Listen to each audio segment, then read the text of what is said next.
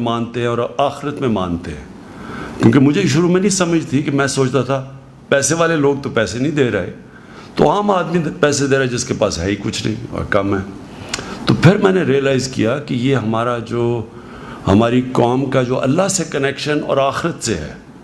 इसकी वजह से लोग पैसा देते हैं। तो जो मुझे सबसे ज़्यादा पैसा,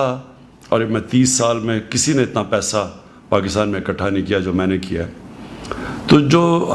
हमेशा मैंने देखा सबसे ज़्यादा पैसा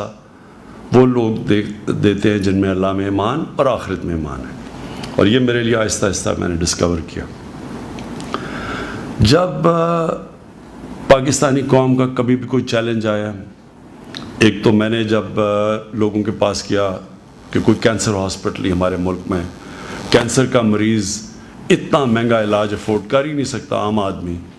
तो उसके लिए एक ऐसा हॉस्पिटल चाहिए